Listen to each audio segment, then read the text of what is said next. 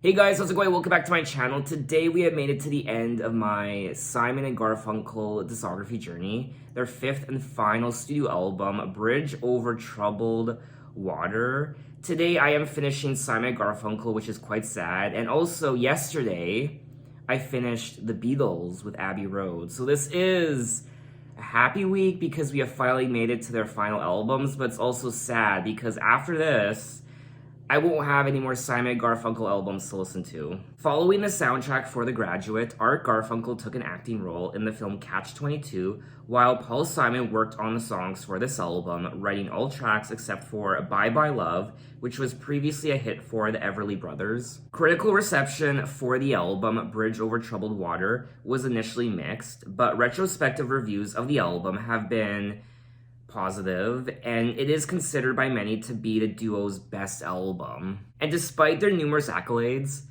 the duo Simon Garfunkel did decide to split up and parted ways in 1970. During that time, Art Garfunkel continued his film career, while Paul Simon worked intensely with his music. The album Bridge Over Troubled Water did receive 2 Grammy Awards, plus 4 more for the title song. The album sold around 25 million records, making it, at the time of its release, the best-selling album of all time.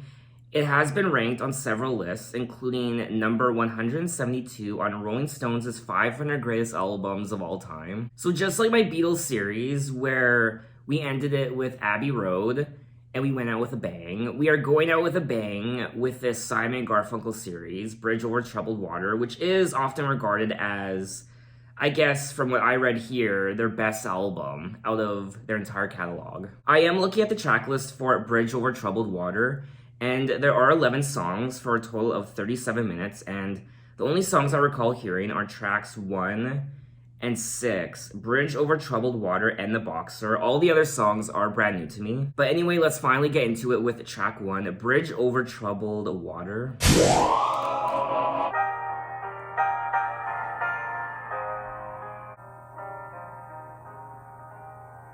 When you're weary,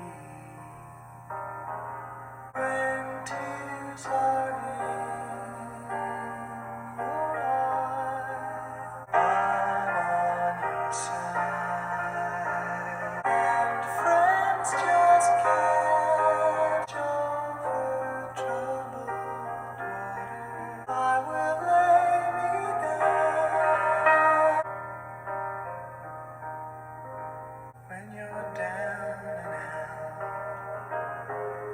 When evening falls, I'll take your part. And pain is all around over troubled water. I will lay me down.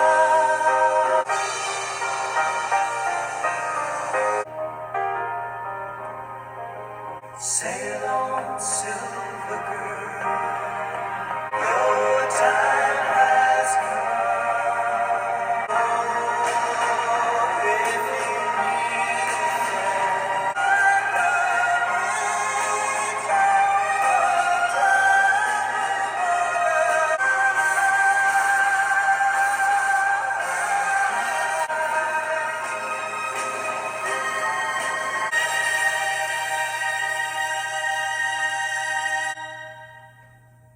That was track 1, A Bridge Over Troubled Water, and Paul Simon has crafted some beautiful tracks, a lot of beautiful tracks from their prior albums, but this track in particular, Bridge Over Troubled Water, has to be one of Paul Simon's greatest achievements. I personally think this is one of their most emotionally stirring tracks.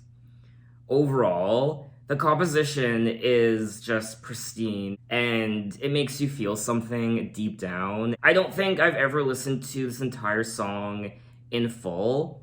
I've heard it before, I've heard the beginning, I've heard the middle, but I don't think I've ever sat down and listened to the song in its entirety. And it's absolutely remarkable. It's so sentimental.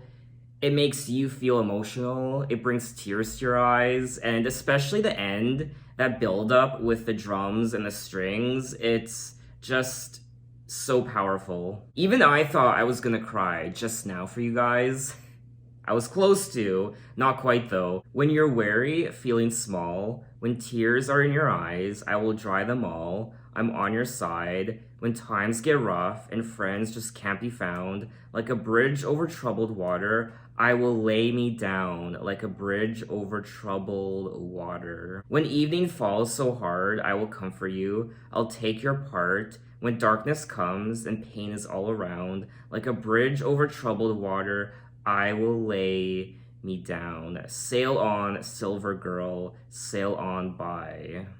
Your time has come to shine. There's that sense of hope when you feel like there's no one you can turn to and there's no one you can talk to, not a single friend or family member, acquaintance, or anyone, and you feel alone. There is that one person who will help you and comfort you and be a bridge over troubled water. I mean, if this song doesn't touch your soul in some way, I really can't help you with that. And also, not only is this song one of Paul Simon's greatest achievements, but also Art Garfunkel and his vocals, his singing, some of his best ever. The song did receive 5 awards at the 13th Grammy Awards in 1971, including Grammy Award for Record of the Year and Song of the Year. Most certainly deserved, and it deserved all the awards. It is Simon Garfunkel's most successful single ever and is often considered their signature song. It has been covered by over 50 musicians over the decades, including Elvis and Aretha and Johnny Cash. And it is ranked number 66 on Rolling Stone's 500 Greatest Songs of All Time. I mean, out of all the songs I've listened to in my short life, this has to be one of the most profound, emotional, and greatest songs I've ever listened to personally. Paul Simon wrote the song initially on guitar, but transposed it to the piano to reflect the gospel influence and to suit Garfunkel's voice. Paul Simon told Art Garfunkel that he should sing it alone, the white choir boy way. Garfunkel felt it was not right for him. He liked Simon's falsetto on the demo and suggested that Simon sing. And Paul Simon also stated that the song sounded like the Beatles' Let It Be. When talking to Rolling Stone, Paul Simon said, "They are very similar songs, certainly in instrumentation." Honestly, when I was listening to Bridge Over Troubled Water, Let It Be did not cross my mind once. And I do want to come clean about something, and it will be quite embarrassing for me to say, but the first time I heard these songs was on American Idol. Yes, American Idol. So many contestants on that show covered Bridge Over Troubled Water and The Boxer. And back then, I was still quite young, and I was thinking to myself, who sang these songs? I want to hear the originals. And that's all I ever knew, just the cover versions, and that's how I fell in love with these songs. It wasn't until later on did I actually seek out the original versions from Simon Garfunkel. And I could definitely keep rambling on about this song, Bridge Over Troubled Water, but I think you get the point. It's exquisite, and it's marvelous, and it's emotional, it's stirring, and it's one of their best compositions ever. Anyway, let's move on to track number 2, El Condor, Pasa, If I Could. I've heard this before.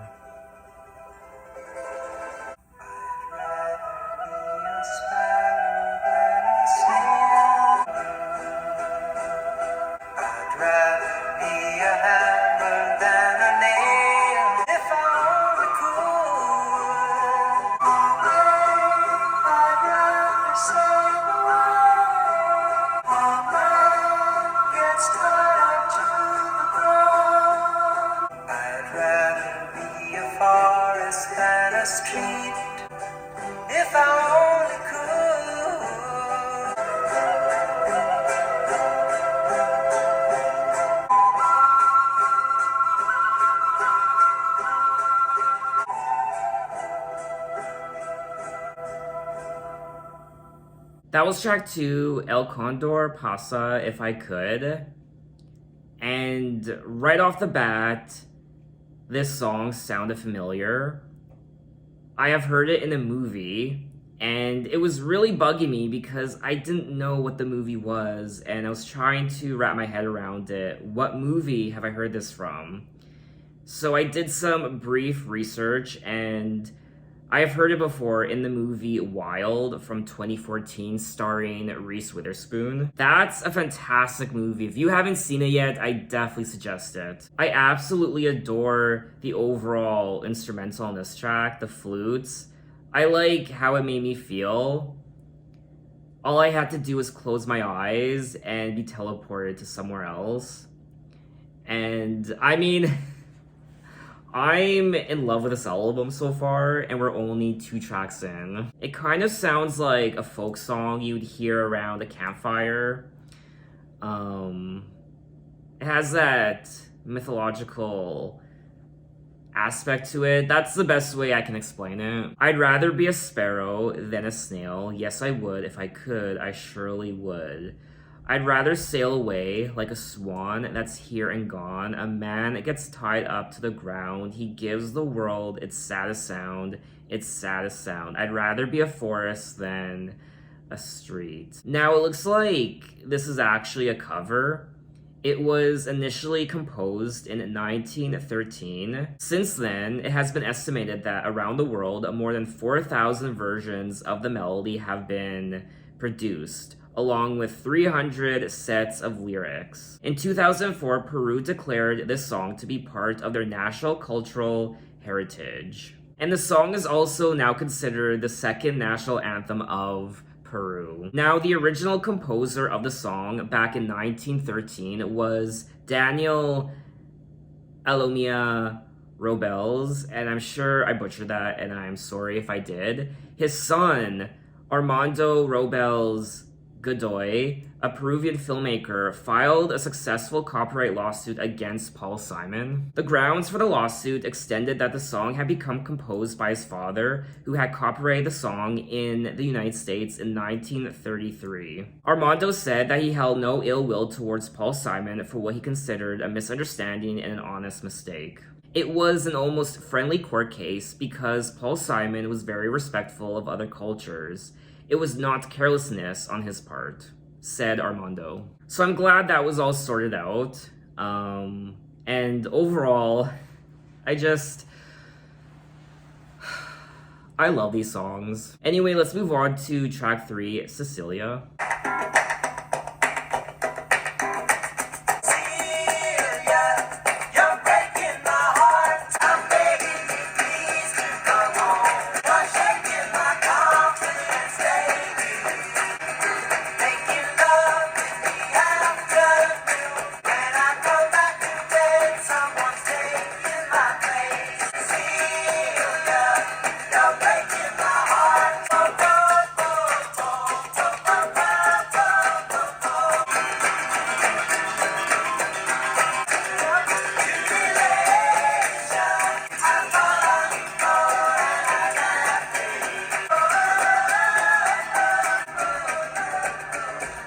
That was track 3, Cecilia, another fantastic folk song from Paul Simon and Art Garfunkel. And, I mean, you saw for yourself. I was dancing and having a great time. The overall instrumental was fantastic. The hand claps and the drums and the guitar, and I'm sure there were a handful of other instruments as well. And it was pure bliss. Celia, you're breaking my heart. You're shaking my confidence daily. Oh, Cecilia, I'm down on my knees. I'm begging you, please, to come home. Making love in the afternoon with Cecilia up in my bedroom. I got up to wash my face. So I come back to bed. Someone's taken my place. Celia, you're breaking my heart.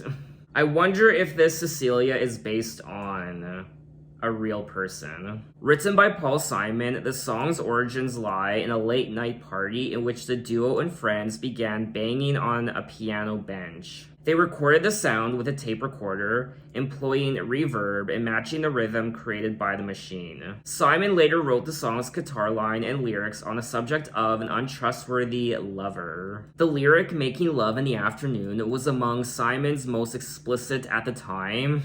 Paul Simon states in the 2011 documentary The Harmony Game that during the song's initial success, he came upon a recently returned Vietnam War veteran. The man told Paul Simon that soldiers heard the song and found it a sign of the country's changing mores. The changing mores, in other words, was the counterculture of the 1960s. It was an anti-establishment cultural phenomenon that developed throughout much of the Western world between the mid-1960s and the mid-1970s. So I guess, from my understanding, this might have been one of those songs that your parents wouldn't have wanted you to hear because of the lyric "making love in the afternoon." Simon and Garfunkel initially wanted Cecilia to be the first real single from the album, following an early release of The Boxer, but Clive Davis instead pressed the duo to instead issue Bridge Over Troubled Water as the lead single. Another wonderful track on the album, and I would happily listen to this track again. So let's move on to track 4, Keep the Customer Satisfied. Gee, but it's great to be back home. Home is where I wanna be. I've been on the road so long. Everywhere I go, I get slandered. I hear words I never heard in the Bible. And I'm one step ahead of the shoe shine. Just trying to keep my customers satisfied. Satisfied. Tell me what you come here for, boy. You better get your bags and flee. Everywhere I go, I get slandered. Just trying to keep my customers satisfied. Satisfied.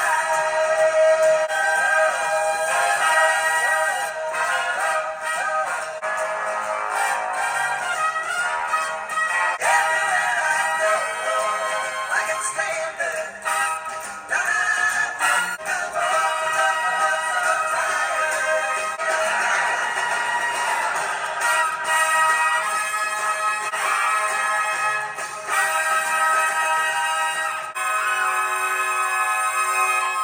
That was track 4, Keep the Customer Satisfied. Simon and Garfunkel, wow. I was not expecting this at all. Correct me if I'm wrong, but I don't think I have ever heard the horns so prominent in a Simon and Garfunkel song before. Gee, but it's great to be back home. Home is where I want to be. I've been on the road so long, my friend. And if you came along, I know you couldn't disagree. It's the same old story everywhere I go. I get slandered, libeled. I hear words I never heard in the Bible. And I'm one step ahead of the shoe shine.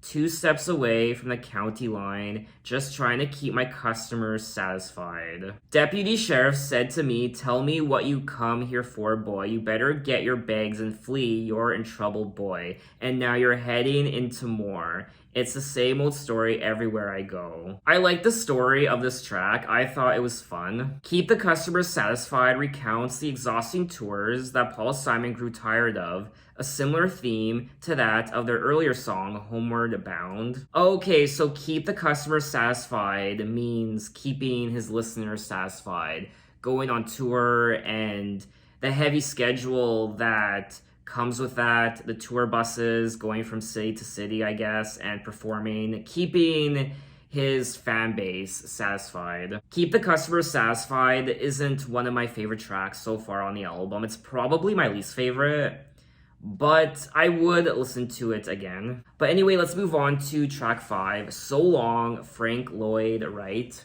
So long, I can't believe your song is gone so soon, so soon. I remember all of the nights we harmonized till dawn. I never left so long, so long. All good days may go when never change your point of view.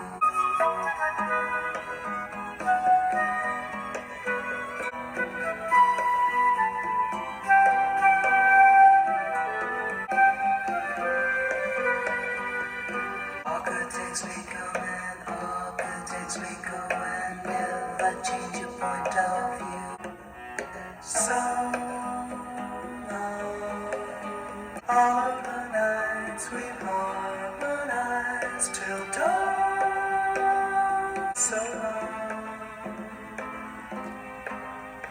so long, so long.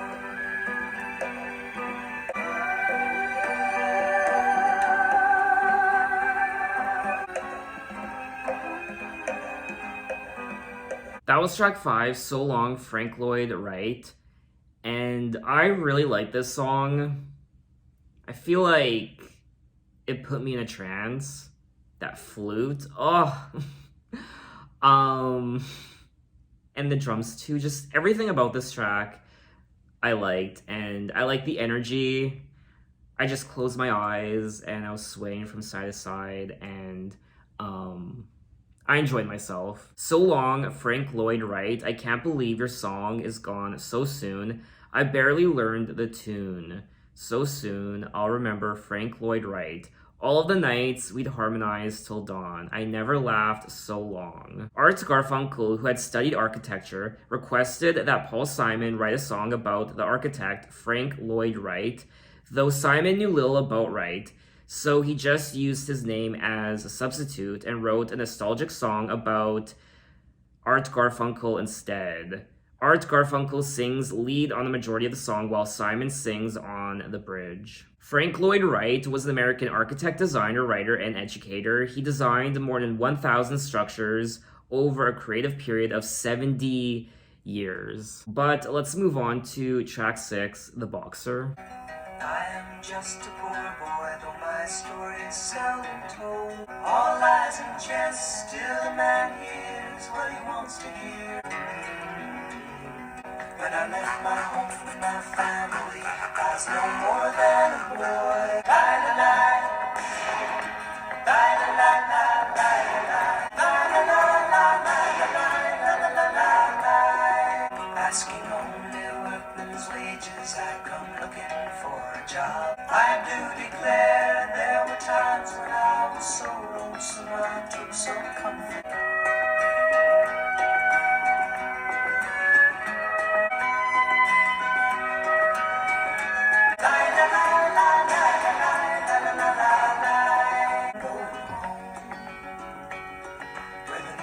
City winters are bleeding me. Go home. In the clearing stands a boxer and a fighter by his trade. Lord cut him till he cried out in his anger and his shame. Fire still remains. La-la-la, la-la-la-la-la-la-la, la-la-la-la-la-la-la-la-la-la.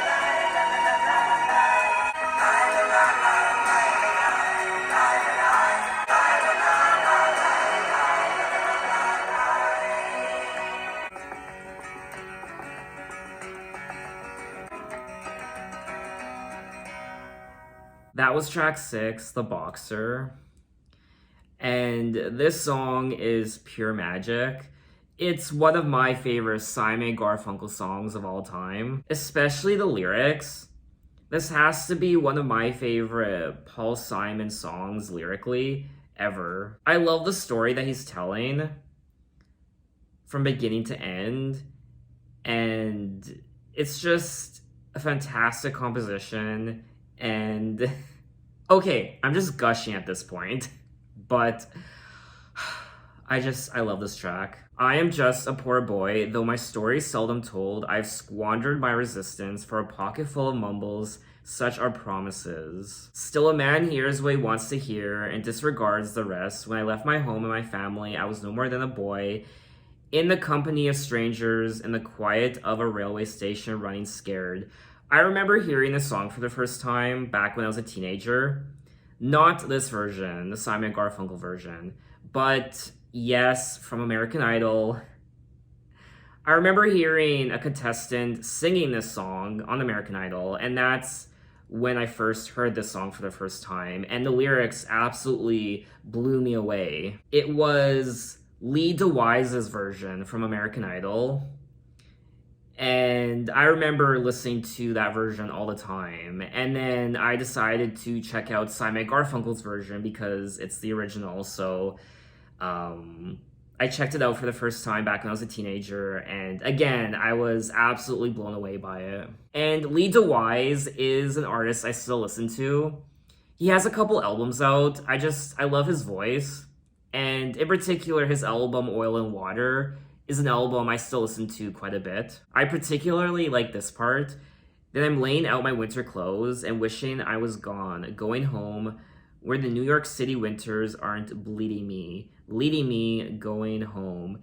In the clearing stands a boxer and a fighter by his trade, and he carries the reminders of every glove that laid him down or cut him till he cried out in his anger and his shame, I am leaving, but the fighter still remains. La, la, la. Honestly, I'm gonna say it now. Lyrically, this is probably one of my favorite songs of all time. It's still quite sad to listen to, so for me, it's not a song I like to listen to all the time, but I can still very much appreciate the song for what it is. The song's lyrics discuss poverty and loneliness. The lyrics are largely autobiographical and partially inspired by the Bible, and were written during a time when Paul Simon felt he was being unfairly criticized. Rolling Stone ranked this song, The Boxer, number 106 on its list of the 500 greatest songs of all time. And I would definitely agree with that. One of the greatest songs of all time? Yes. But let's move on to track 7, Baby Driver.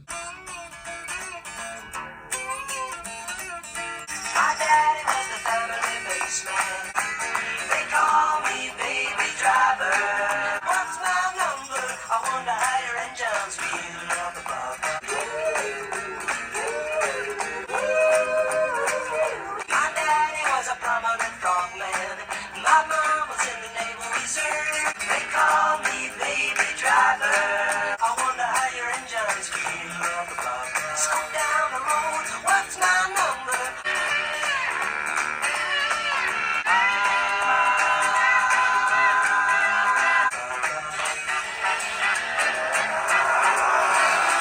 There's no one home, we're all alone. All come to my room and play. Not talking about your pigtails, but I was talking about your sex appeal. What's my number? I wonder how your engines feel.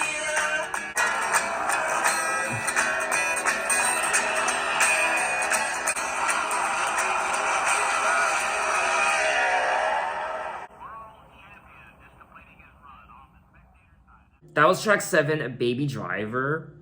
And this was a lot of fun. I don't know if I'm the only one, but I was definitely getting the Beatles vibes from this track. I was also getting Beach Boy vibes from some of the parts in the song. It's like Simon Garfunkel meets the Beatles and the Beach Boys. All three kind of merge into one. My daddy was the family baseman.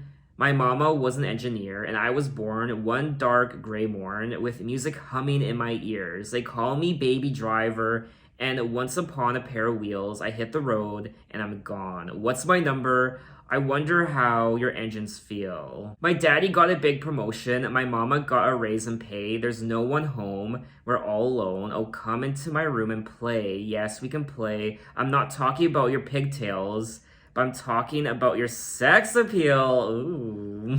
I imagine this was another risque song for a time period like the 60s. The song tells about a boy who lives a comfortable life in a protected home, but who searches for adventure and one day decides to have his first sexual experience. We also hear sound effects like a racetrack and what have you, so I thought that was fun. It's not my favorite track on the album, but the reason why I enjoyed it so much is because it sounds quite different from a lot of their other songs. It's more fun, it's more uplifting, it's more playful. So that's probably one of the reasons why I would listen to it again. But let's move on to track 8, The Only Living Boy in New York. Tom, get you playing right on time. Fly down to Mexico. The only living boy in New York. I get the news I need on the weather report. I've got nothing to do today but smile. The only living boy in New York.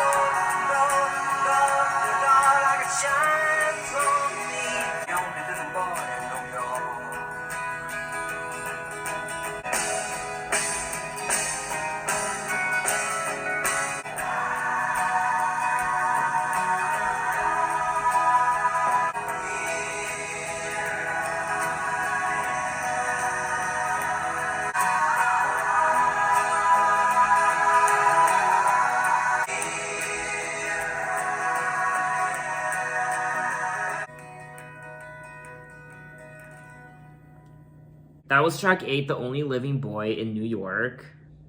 Another exquisite song. These are very comforting songs to listen to, I will say. I particularly like the end of the track.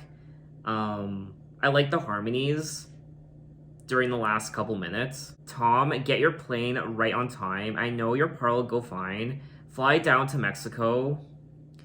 The only living boy in New York. I get the news I need on the weather report. Oh, I can gather all the news I need on the weather report. Hey, I got nothing to do today but smile. The only living boy in New York. Here I am. Paul Simon wrote The Only Living Boy in New York while Art Garfunkel was filming in Mexico. It's about the resulting isolation he felt in New York. During an interview with Song Talk, Simon guessed that 12 to 15 voices were used to record the ahs, while Art Garfunkel said that he proposed those lines, stating, "It's us around 8 times screaming, and we mixed it down very softly. I started getting into open mouth harmony in a very loud, strident way. I remember that day that Dylan dropped by to visit. We came out of the booth after all this screaming, and there he was." Let's move on to track 9, Why Don't You Write Me? Why don't you write me? I'm out in the jungle. I'm hungry to hear you. Why don't you write? Something is wrong and I know I've got to be there. Tell me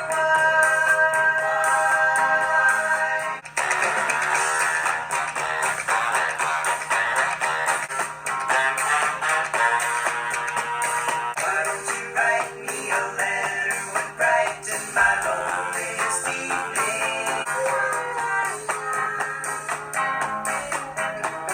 Monday morning, sitting so low, but I wish one day would come. Fingers needless, trying to hang my body down. Wanna hang my body up behind this tree. Why don't you write me? Why don't you write me? That was track 9, Why Don't You Write Me? And this is probably one of the more intriguing songs on the album. The overall composition was quite interesting, and I had fun. I was moving my body, but I feel like lyrically it's a bit more sinister than what the upbeat production entails. Why don't you write me? I'm out in the jungle. I'm hungry to hear you. Send me a card. I'm waiting so hard to be near you. Why don't you write? Something is wrong, and I know I got to be there. Maybe I'm lost, but I can't make the cost on the airfare. So he's questioning why this person isn't writing back to him. And he's almost desperate. He's willing to fly on a plane to see this person and ask them why they aren't writing to him. Hoping and wishing for the mail to come. Tuesday never got a word. Wednesday, Thursday ain't no sign. And then he goes on to say, drank a half a bottle of iodine. Friday, woe is me. I'm gonna hang my body from the highest tree. Why don't you write me? So perhaps he's drunk and he's slurring, he's saying these things. I'm gonna hang myself from a tree. Why don't you write me back? Why Don't You Write Me deals with separation from Paul Simon's wife in a jungle. In the song, Paul Simon experimented with the genre of reggae for the first time, a style he later explored in his solo career. When it comes to the overall composition of the track, I wasn't expecting this type of song. It kind of threw me for a loop, and I did like listening to it, but it's not one of my favorite tracks on the album. And it really wouldn't be a song I would listen to again, but I can still appreciate the experimentation of the track. But anyway, let's move on to track 10, Bye Bye Love. Now, this track is performed live.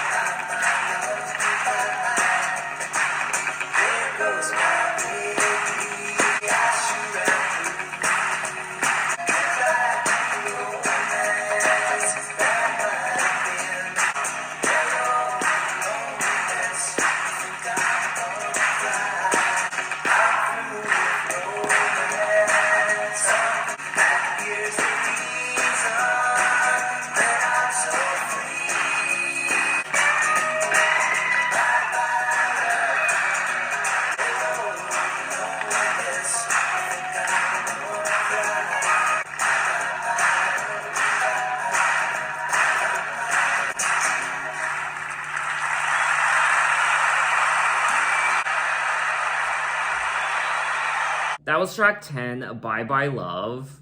And this was my very first time hearing Simon Garfunkel live ever. At least I think.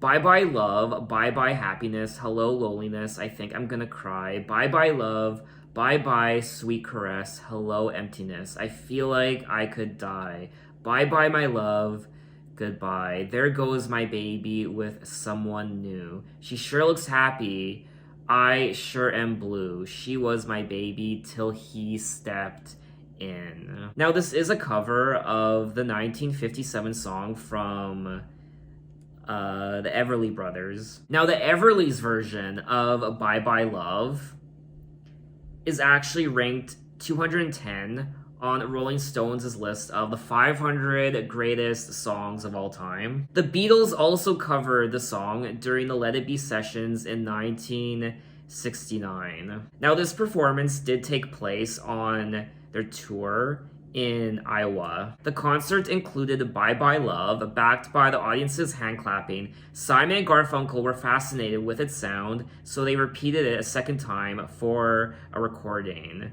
While the first try failed, they liked the second attempt and included it on the album. The cover of Bye Bye Love from Simon and Garfunkel became a farewell song and a sign of a new career. It's so interesting how powerful our hands are when it comes to just clapping. I mean, that in itself is an instrument, and once you get hundreds, if not thousands of people in the same room or stadium doing it in unison, I mean, it's so powerful. And that's something you really don't think about. All of us clap, but you don't realize how powerful of an instrument our hands are when we're clapping. I'm kind of mind blown right now. Anyway, we have made it to the end of the album at track 11, Song for the Asking.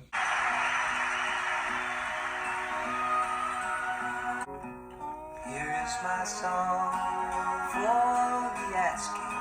So sweetly I'll make you smile. This is my tune for the taking. I've been waiting all my life, thinking it over and sad. For the asking, ask me and I will play.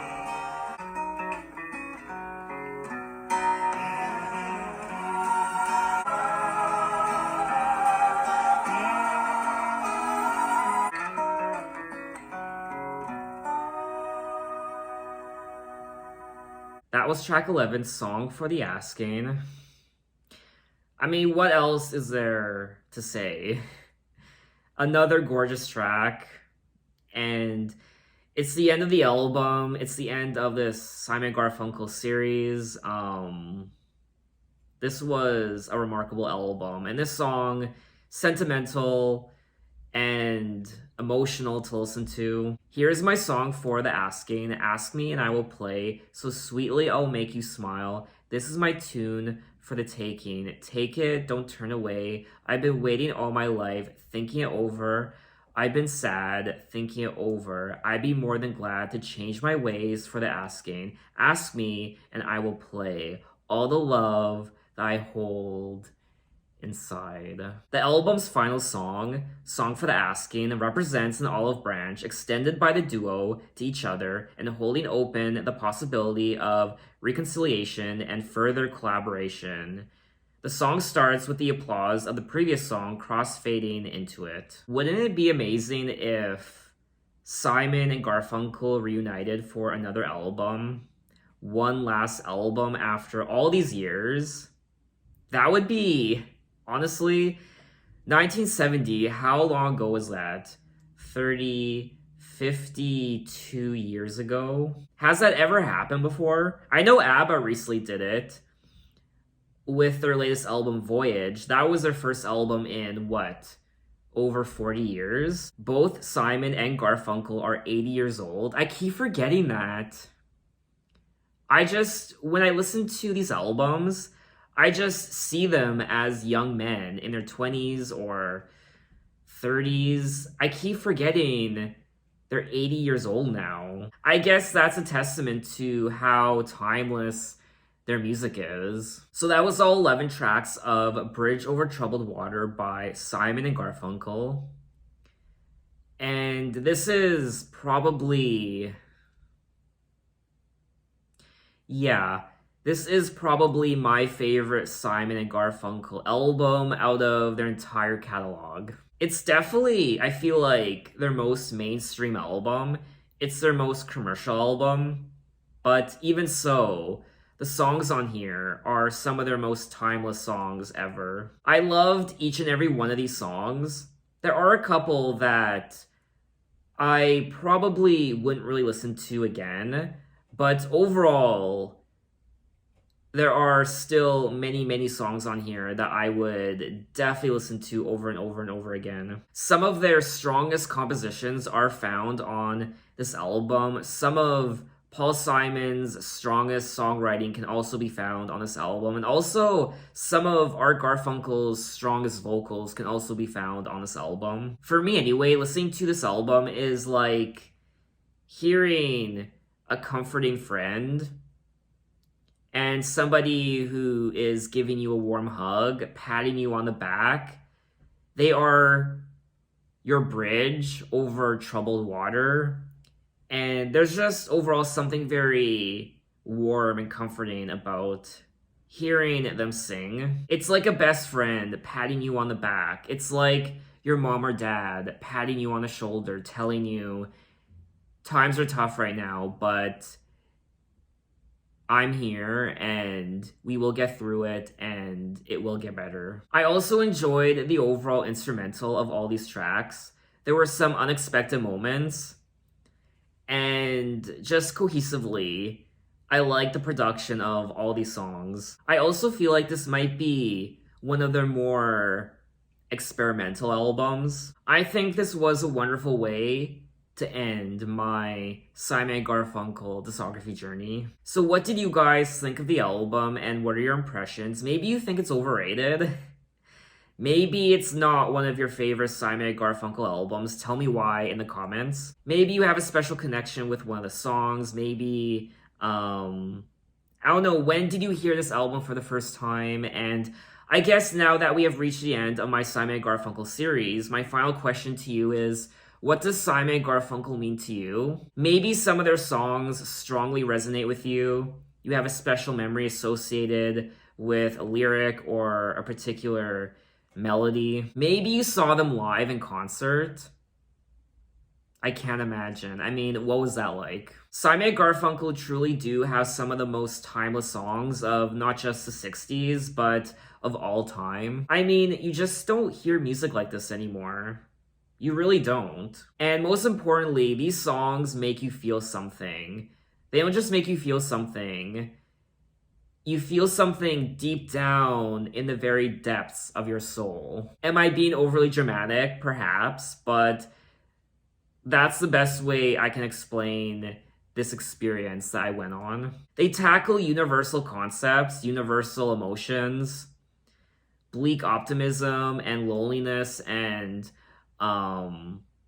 breakups and just everything that most people go through at least once in their lives. But overall, there's always a sense of hope in many of their songs, that light at the end of the tunnel. Even though times are bleak now and dark, things can get better, and they will get better. When will they get better?